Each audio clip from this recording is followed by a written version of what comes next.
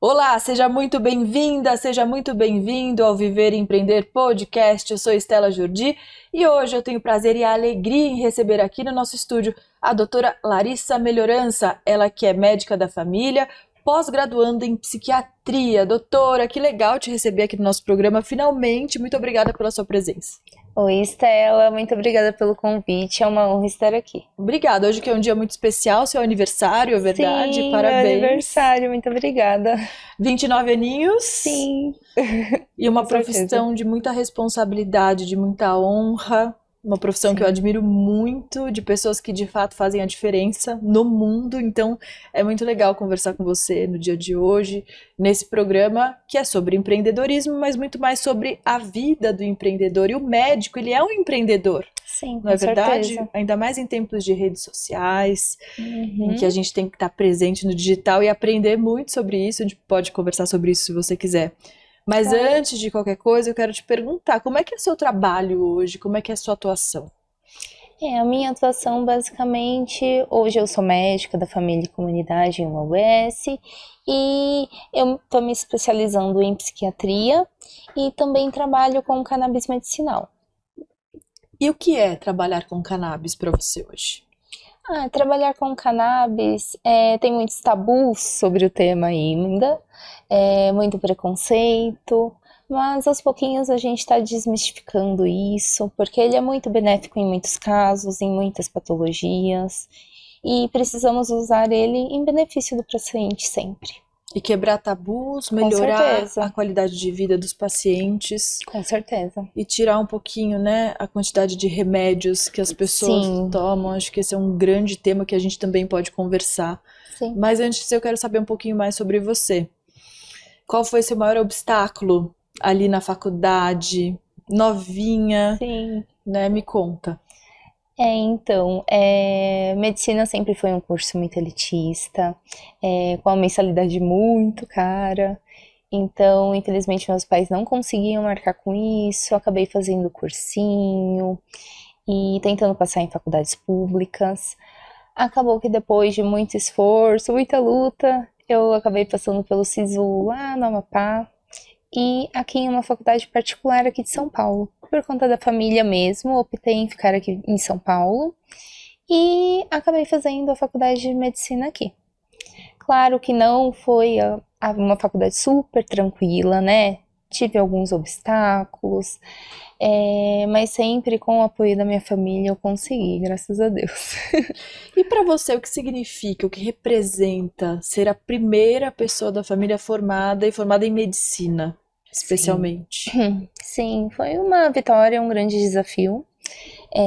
Não foi fácil, ainda mais que no meio da faculdade eu acabei sofrendo um acidente e a minha saúde mental não ficou muito legal.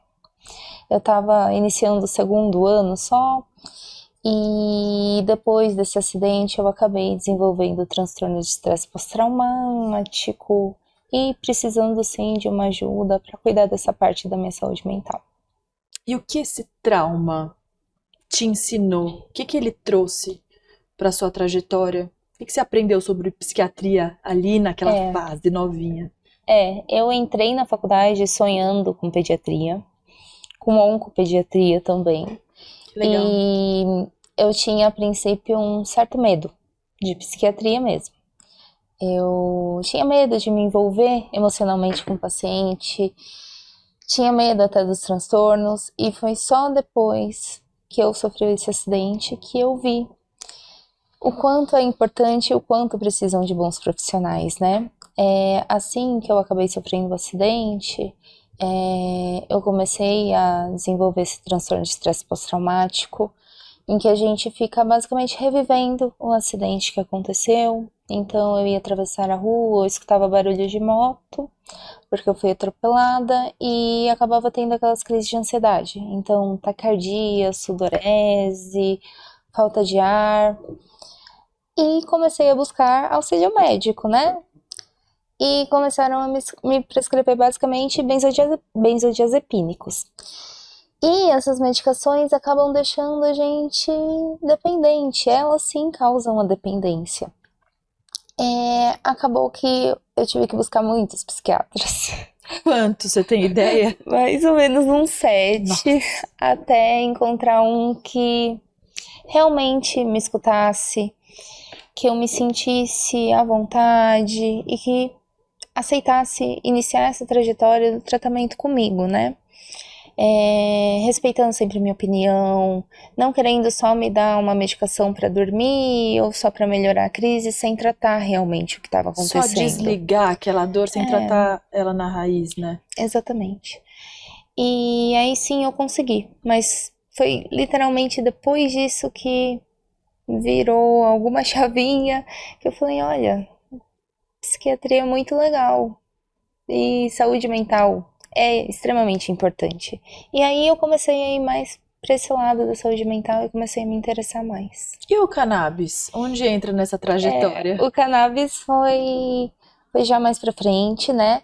Já trabalhando, atendendo, e alguns pacientes vinham com dores crônicas. Eu comecei a usar cannabis medicinal, melhorei bastante. Alguns casos de pacientes que estavam com Alzheimer já bem avançado e estavam muito agressivos, não se alimentavam mais direito, não dormiam, e foi incrível também para o tratamento. Pacientes com transtorno de espectro autista, que estavam também sofrendo muito, as mães, e com o cannabis, nossa, ajudou demais pro tratamento, começaram a responder super bem às terapias. Então, foi realmente os pacientes que me fizeram despertar esse outro lado e falar, nossa, que legal o cannabis, e aí eu comecei a ir para esse lado também. Muito bom, algo muito novo no nosso Sim. país, né, do ponto de vista jurídico. Com certeza. Inclusive, você poderia dar um panorama sobre a utilização, o que pode, o que não pode? Sim. Pode ser utilizado por qualquer pessoa. Eu realmente vejo que existe uma evolução fantástica nesse sentido. Sim.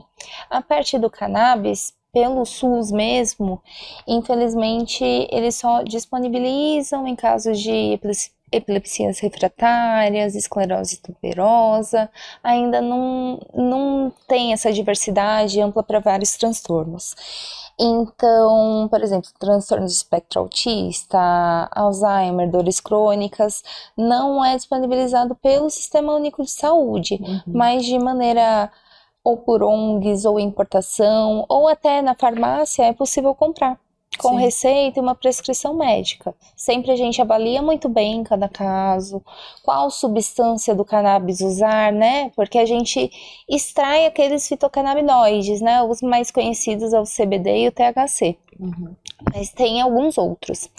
E depois dessa extração a gente vê certinho, olha, quantos % tem nesse óleo, como a gente vai usar, como a gente não vai usar, sempre individualizando o paciente, cada caso é um caso. Sem dúvida, é justamente isso que eu ia falar. Cada caso é um caso. Sim. E você precisa ter uma escuta muito ativa, você estar muito atenta para entender o contexto de vida daquele paciente. Com certeza. Como é que é o seu atendimento, doutora? Então, eu me baseio o atendimento sempre não pensar só em você como na parte da psiquiatria. A gente tem que ver você no contexto geral. Porque não adianta eu querer te passar uma medicação, sendo que você tá com hipertiroidismo, que acaba desencadeando alguns transtornos, sabe? Te deixa a pessoa muito ansiosa. Verdade. Se você tá com algum déficit de vitamina importante. Então tem várias vertentes juntas. A gente tem que saber unir todas, unir também fatores que ajudam na qualidade de vida do paciente, como atividade física, alimentação, é sempre uma junção, sabe? O meu objetivo é isso, é individualizar cada um, escutar e fazer o melhor tratamento para aquela pessoa, sabe? Não só pensando em medicar, como se o remédio fosse resolver isso. É uma junção, a terapia é extremamente importante nesse caminho e a gente precisa, com certeza, cuidar da nossa saúde mental. Sem dúvida. Doutora Larissa, quando procurar um psiquiatra? Acho que essa é uma pergunta chave. Sim. Porque muitas vezes a gente se encontra num momento de tristeza na vida, ou um estresse pós-traumático, ou um burnout também, que é outro tema que as pessoas estão mais conscientes hoje. Mas em que momento a pessoa deve procurar um médico especialista em psiquiatria? E, doutora, é difícil a gente saber, né, o nosso limite sozinho, e a maioria das pessoas só procura ajuda de um psiquiatra quando a situação tá muito grave. Infelizmente, algumas pessoas acabam chegando no limite, né, para buscar ajuda. Por isso que é importante a gente reconhecer os primeiros sinais de que tem algo errado, você tá muito irritado, não tem mais interesse em fazer o que fazia antes, tá muito irritado, tá muito ansioso, não tá conseguindo dormir direito. Então a gente precisa se atentar mesmo a isso, se atentar sempre, que é muito importante lembrar. Se você tá tendo pensamentos de morte, ou chega até a ter uma ideação suicida mesmo, é importante buscar ajuda, tá? Lembrando que, infelizmente, o suicídio hoje em dia é a terceira causa de morte entre jovens de 15 a 29 anos. Então, é muito mais comum do que a gente pensa. E pouco se fala Com sobre certeza. Em um dia, basicamente, 32 pessoas se suicidam por dia. É um isso. Aqui no Brasil. É um número muito importante. Então, assim, é muita gente que sofre, muitas vezes sofre calado e precisa buscar uma ajuda. É possível, sim, melhorar. É possível ter um tratamento, ter uma qualidade de vida. Então, sempre tem uma saída. E o que você diria para pessoa que tem ou medo ou preconceito mesmo? Ah, psiquiatra é coisa de gente louca, porque é isso que se falava Sim, antigamente. é isso O mesmo. que você diz para essas pessoas? Basicamente, tenta conhecer o novo agora, sabe? Como são os profissionais de agora. Porque antigamente, realmente, infelizmente, a gente tinha aquela visão de manicômio e tudo mais. Mas hoje a psiquiatria está muito mais humanizada. Então a gente realmente tenta escutar, além da medicação, tratar a pessoa, respeitar os desejos dela. E é possível ela ficar bem, tá? Não é sinônimo de fraqueza buscar ajuda, não é, exagero, sabe? Muita gente tem como, tá tudo bem, só vai fazer uma atividade física que passa, mas não é. A tristeza comum que a gente tem no cotidiano, normalmente ela tem uma causa, é momentânea.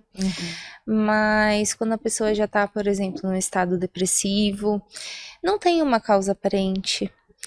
E ela fica realmente muito mal, tem esse sentimento de menos-valia mesmo, de inutilidade. Paralisação. Sim, e compromete todas as áreas da vida, né? Se a nossa saúde mental não tá bem, a nossa saúde física não tá bem, o nosso dia a dia sofre interferência, então... Sem dúvida. A saúde mental ela é imprescindível para a gente ser feliz, né, Sim, doutora? com certeza. Quais são os maiores mitos que você ouve sobre medicação, sobre a utilização do medicamento? O que é mais comum que você ouve no consultório? Sim, todo mundo acha que a medicação vai viciar. E assim, a medicação não vicia, né?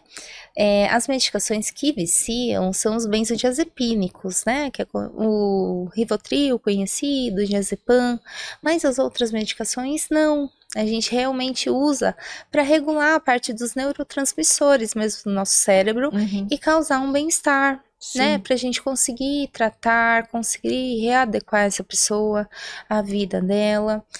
E infelizmente a gente tem esse tabu realmente de que psiquiatra é pra doido, eu não vou buscar um psiquiatra porque tem medo. Mas não, você não é fraco por buscar ajuda. Muita gente acha que realmente, tá fraco, vai passar. Mas vai passar, se você buscar ajuda, se você começar, der o primeiro Sozinho passo. não tem jeito. Sozinho é muito difícil.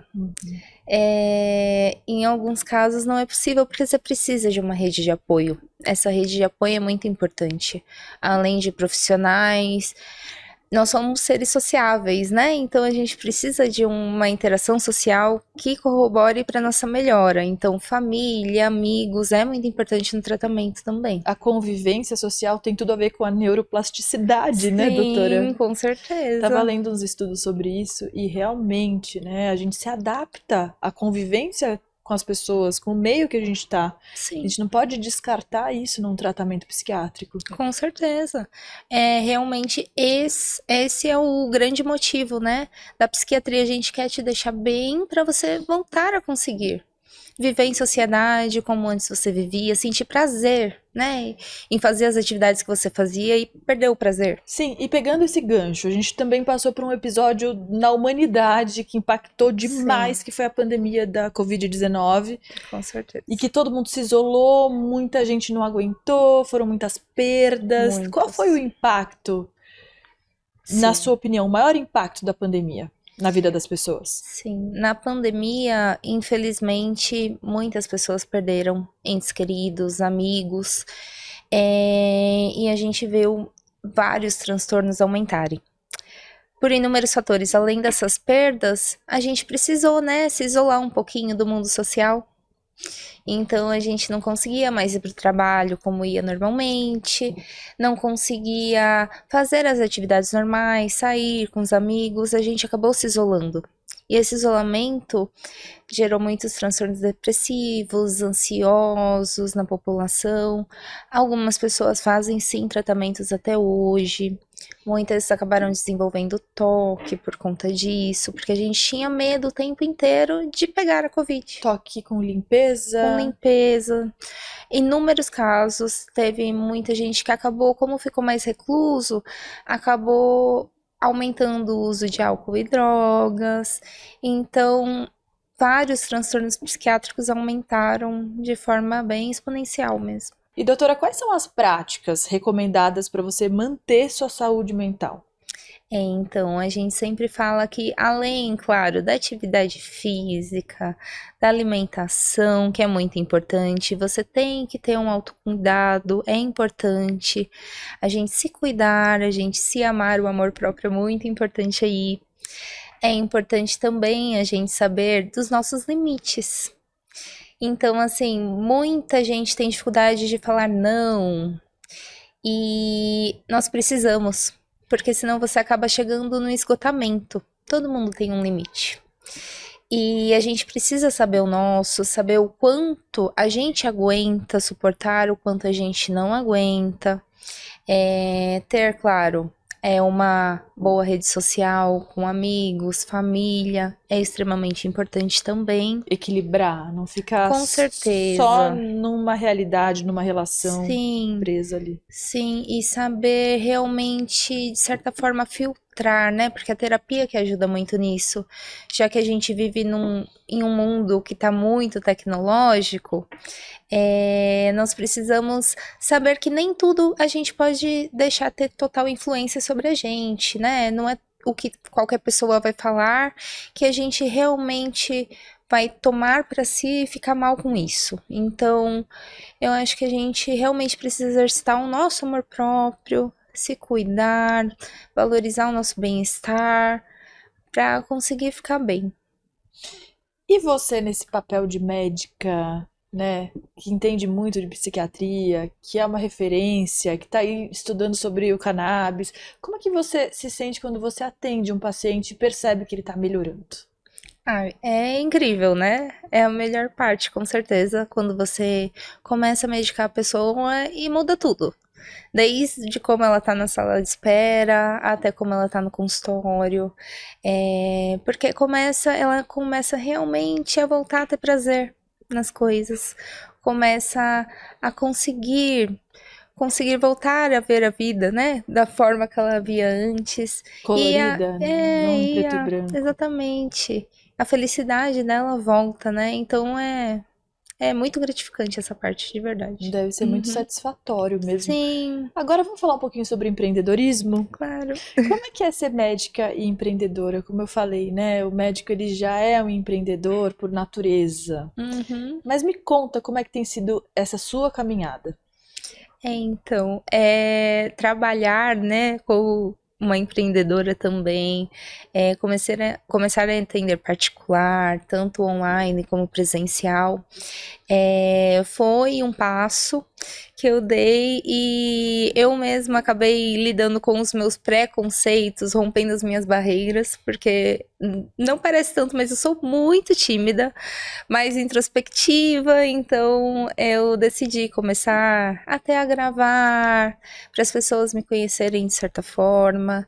Então comecei a vencer os meus próprios obstáculos, sabe, internos de certa forma. O que é um grande desafio mesmo, Sim. Principalmente quando a gente conhece a internet, Sim. que ainda é uma selva mesmo, né? É muito difícil se expor, né? Porque Sim. a gente sempre tem medo do que o outro vai achar. Mas a gente precisa acreditar em si, ter coragem mesmo.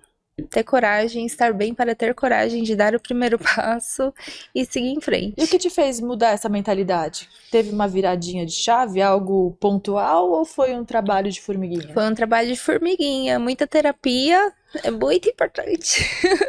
Que a gente vai amadurecendo com o tempo mesmo. Muito legal. É algo que eu sempre tive vontade, mas sempre deixava para depois. Então amanhã eu faço, deixa para amanhã. Mas uma hora você fala, não. E hoje você faz sozinha ou você tem uma equipe para te ajudar? Hoje eu tenho alguém que me ajuda também, juntamente com isso. E eu também, claro que formulo as coisas, eu planejo tudo certinho, como que vai ser, o que eu vou falar, como que eu vou fazer, que é importante. Muito bom.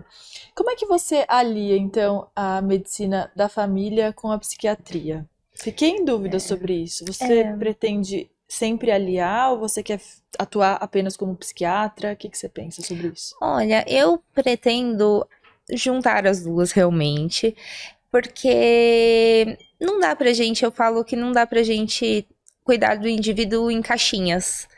Eu tenho vários pacientes que eles vêm com uma prescrição do cardio, uma prescrição do endócrino, uma de cada especialidade, ele não sabe qual seguir, ele não sabe qual fazer, porque acaba que uma tem interação com a outra, né? Então a gente precisa pensar que é uma pessoa, né? Um indivíduo. É um indivíduo e nós precisamos tratar aquele paciente da melhor forma. Então vamos lá, a gente vai tratar. Você tem alguma questão física? Vamos tratar essa parte física e vamos cuidar da saúde mental concomitantemente. Porque as duas precisam estar bem. Não tem como a gente pensar só em uma e deixar a outra, né? A gente realmente precisa de um equilíbrio. Esse cuidado integral e contínuo é super importante, né? Com certeza. Na medicina. Você pode falar um pouco mais sobre isso, doutora? Sim, claro. Na medicina, é extremamente importante a gente ter esse cuidado para enxergar o indivíduo como um todo. Ter esse cuidado também para ver as relações dele, né? O quanto que, por exemplo, religião influencia, o quanto a família influencia na vida dele, o trabalho, né? E entram inúmeras questões. Já teve casos de pacientes que, por exemplo, pararam de tomar a medicação porque o líder religioso falou que não era mais para tomar. Nossa, isso é bem difícil. Aí a pessoa começa a ter crises, e aí você fala, tá tudo bem, a gente respeita, tá tudo certo, mas não vamos mexer na medicação, deixa que da medicina a gente cuida, né? E da parte religiosa o líder espiritual cuida e tá tudo certo. A gente precisa ter um controle, né, dessas duas partes, ter um equilíbrio certinho e uma respeitar a outra sempre. Por isso que é muito importante a gente enxergar o indivíduo como um todo e escutar ele mesmo. Escutar o que a pessoa tem para falar, sabe? Porque sempre tá na fala dela.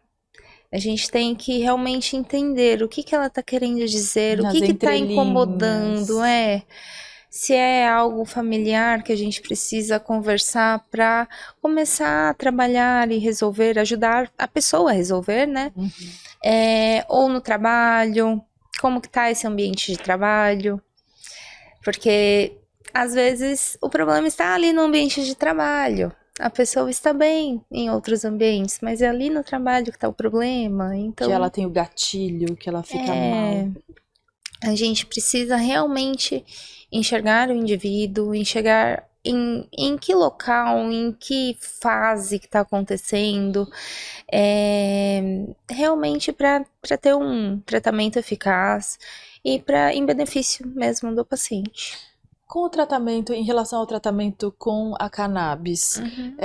tem alguma história que tenha te deixado surpresa em relação ao efeito mesmo? Em relação a cannabis, ao efeito, os tratamentos mais importantes que eu vi foi realmente com transtorno do espectro autista com crianças, que ajuda demais na irritabilidade.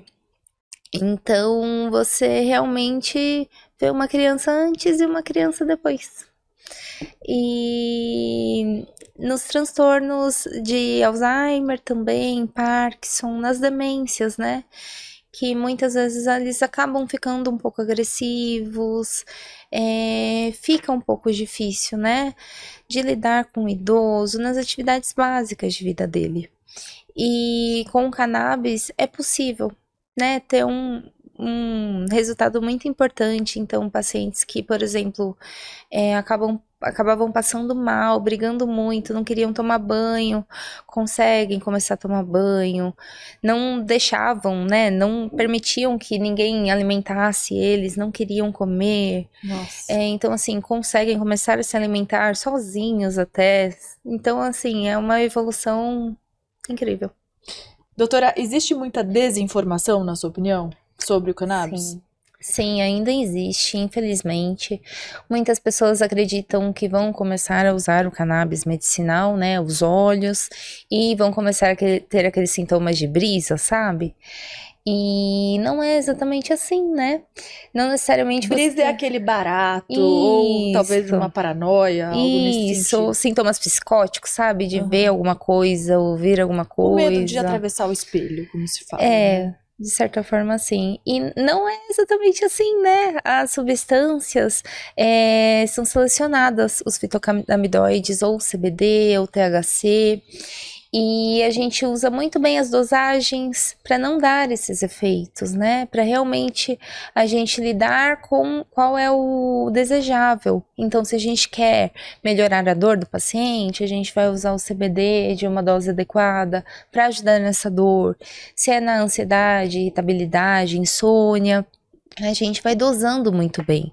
Mas realmente isso precisa da educação, né? A gente precisa difundir informação de que é muito bom, sim, de que é benéfico para a pessoa, sim, e que a gente pode usar de forma segura, sem ter malefícios ou sintomas indesejáveis. Sim. E doutora, agora voltando um pouquinho para a sua história.